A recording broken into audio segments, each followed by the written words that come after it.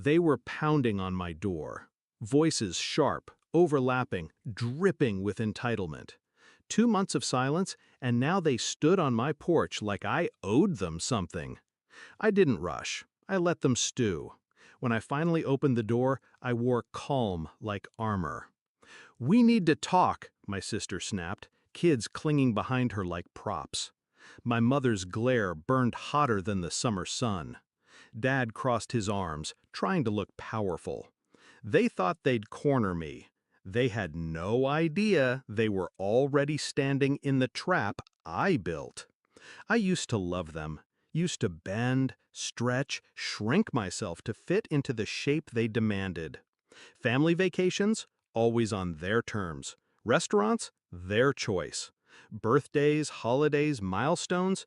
It was always about my sister and her kids. "Be flexible," Mom would say. "Your sister has more on her plate," Dad would add, and I'd swallow it every single time. But the breaking point came this year. I had saved, planned, and dreamed about my own trip, just mine. And the moment I shared it, they told me to move it, to fit it around her and her kids' schedule. When I refused, they acted like I'd betrayed the family. The attacks came fast, snide comments in the group chat, cold calls laced with guilt, accusations whispered, then shouted, selfish, ungrateful, jealous. I didn't fight back. I didn't explain. I just pulled away. One by one, I muted them. Then I silenced them. Then I disappeared into my own quiet.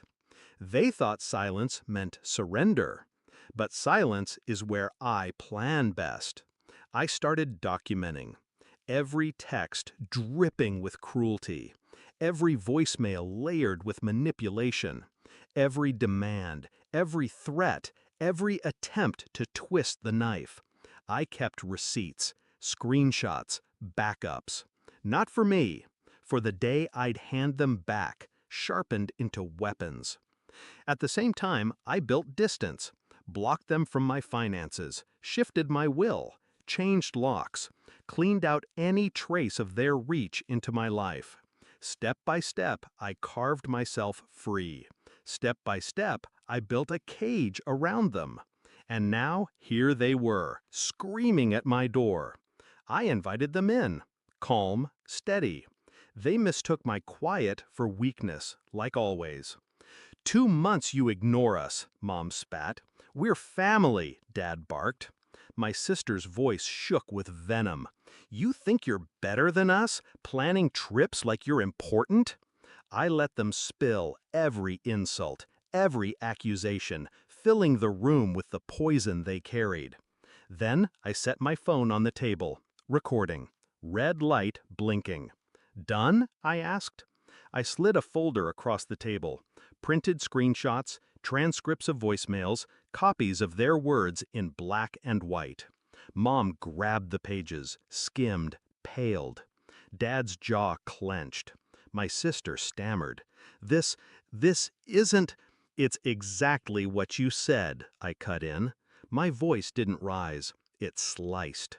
"You've called me selfish, useless. You've tried to guilt me, shame me, break me. You wanted me silent? Congratulations. I was silent long enough to collect everything I need." Their faces shifted from anger to unease. They weren't used to the mirror being held up. "What are you going to do with this?" my sister hissed. I leaned back, steady. "Nothing, unless you keep pushing." The room froze, because they understood. Every word they had thrown at me could be turned outward, to neighbors, to friends, to employers, to courts if I wanted. Their power wasn't real. It lived only in my compliance. And now, compliance was dead. I let them sit in it, the weight of their own words pressing down. The kids fidgeted, sensing the shift even if they didn't understand it. Finally, I stood, walked to the door, held it open. "This is my boundary," I said. "Respect it or choke on it." They left in silence, dragging their outrage with them. For the first time, their noise couldn't touch me. It's been weeks since that night. No calls, no messages, just quiet. Sometimes I wonder if they're plotting another strike, if their resentment festers in private. But I don't fear it anymore. I've seen the truth. They need me more than I'll ever need them. Their power was always borrowed from my obedience, my silence, my hunger for their approval. I took that back. And when they came to break me one last time, I handed them the reflection of what they'd become. They couldn't argue with it. They couldn't twist it. They could only leave. Family taught me silence. I turned it into strategy. They taught me scraps. I built a feast from it. And when they showed up at my doorstep expecting surrender, I gave them a goodbye they'll never forget.